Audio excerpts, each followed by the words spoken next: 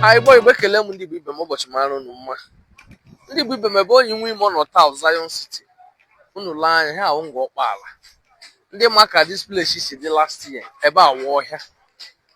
But unu lee anya today ebe a wee mega city.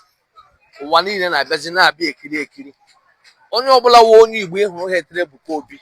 Ema na onye ha wee na-eme progress. Onye ọbụla wụ onye Igbo ga na-ekpe ekpere si Chineke biko nye m ụdị grace i nyere this man wee Ebuka Obi. Ema ha wee tụọ n'ime oke ọhịa. Turn the camera. Turn n'ime oke ọhịa. Ya wụ city under 1 year. Under 1 year. Nye gọọmenti na-aga emeli. Just lekwa ụdị ụlọ, lekwa ụdị hotels. Look at ka obodo si dị under 1 year. So why onye nwe imo ji eme this video?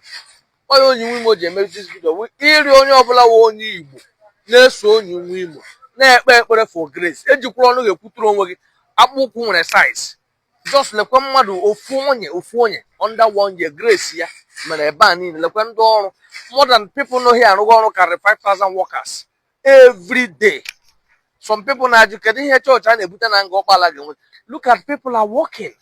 They are making money. They are making daily money. Lee anya aka ịkpa aka nri. They are making money. Let's drive. Let me show you guys around.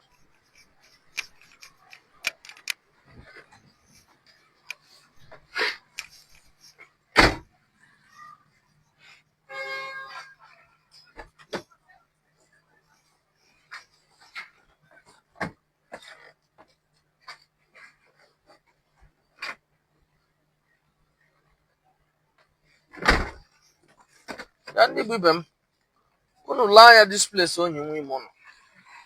Last year gara aga ebe a niile wụ ime oke ọhịa.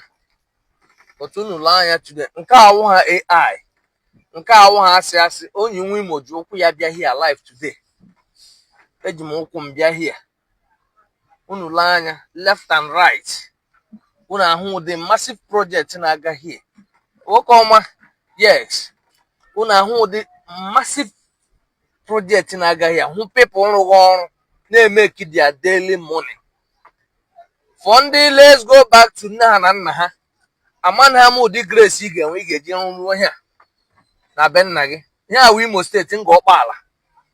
This is Imo State Ngor-Okpala. Look at. This is Imo State Ngor-Okpala. This is Imo State Ngor-Okpala. Ebe a wụ ha kwa Dubai nwanne.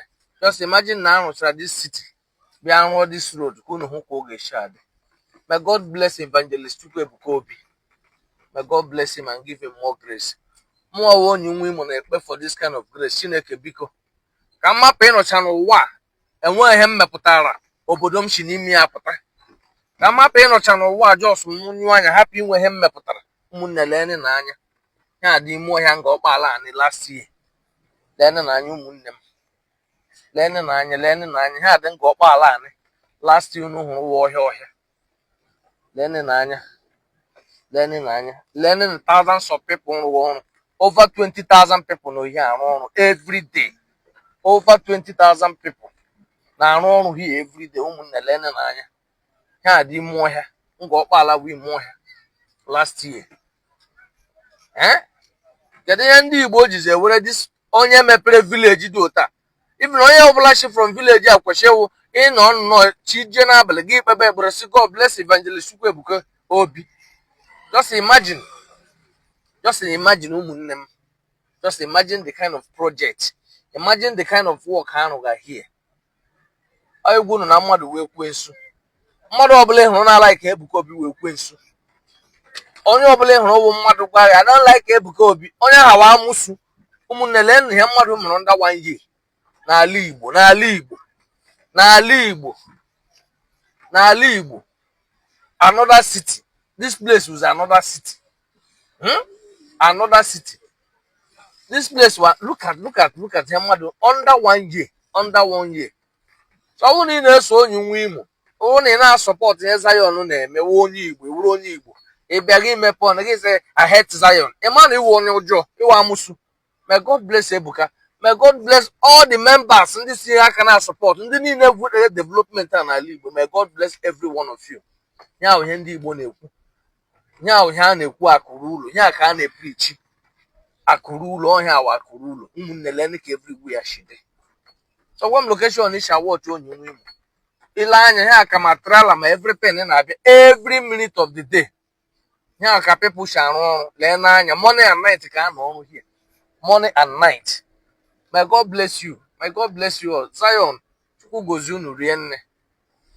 Ebuka Obi, may God continue to bless you and give you wisdom. I always pray for your grace. As I'm Chineke, ụdị grace ị na nwa amadi ahụ Ebuka Obi, Jehova, mere m ya o, nyetụnụ m ya o. Jehova, nyetụnụ m ụdị grace ị nyere Ebuka Obi, nwanne lene. Ihe awụ trailer, bụ cement, ma aja ma nkume. Every day, ụta ka esi eme offload here. Na ndị Igbo unu nwere ya. May God bless every one of you na support Zion Ministry. God bless you all. Igbo ekele m ndị Igbo ibe m ụbọchị mara unu mma. Ndị Igbo ibe m ebe onye nwe ime nọ taa na Zion ground. For a lot of people na-akwa that Ngor-Okpala, Port Harcourt Road na-ajụzi kedu ebe a na-eme the crusade. Ọwọwụ ha nga emegburu nke last year. Information a dị ezigbo mkpa na ị ga-enye onye ọbụla chi ịbịa this program this year. No, ọwụ ha ebe ahụ anọ last year. Before gị jeru ebe ahụ anọ last year, ị ga-ahụ ebe ahụ hotel ga-agbabata inside. Unu lee anya unu ga-ahụ the kind of job gaga here every day. Here ka a na-arụ ọrụ ịdị sure na ndị bịara here na mmiri erigbu ha. Egwu na eziokwu, this is multi-billion project, not million, because naanị ụzọ arụgha from that place to this side, naanị aja agbarala here. Ị ga-ama na Zion they are trying. So why onye nwe Imo ji eme this video? Ọ ndị mmadụ gbara aja na-awụchisi mmiri ndị a.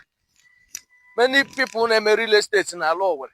So many of them make it millions. Maka this Zion bega na ala Imo State. But mmadụ ole n'ime ha werela one tipa ya gbasasị God. Thank you for ịkpọbata Ebuka Obi na Ngor-Okpala. Onye nwe Imo emeela mmekwakwa. Enweghị onye na-eme real estate na ala Igbo Zion na-efekwa. So some of these people make a real estate. Ọkwa ha ndị ga-ahụ ha bịkwa na condemn Zion. Ibia were from the profit imere gị wuru tipa abụọ na atọ wuchie is something. So why onye nwe Imo ji eme this video ikwu that this place is blessed.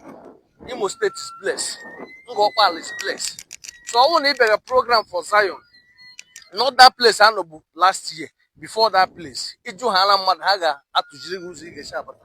Otu ka people shall here every day. Otu ka people shall here every day.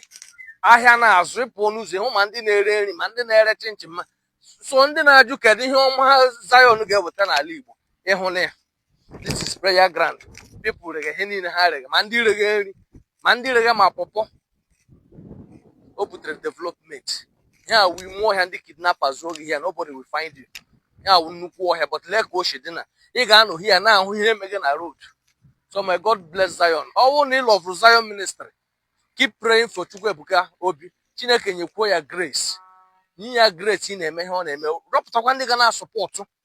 Because without her support, ihe niile ịhụrụ eme ga-aga na-aga. So it's a big challenge to anybody non Imo State na-eme real estate. Please support this movement. They are trying. Buy trip of sand. Come and tip for them. You need her ka abịa na-aga something because a lot of people have made money through Zion. May God bless you all.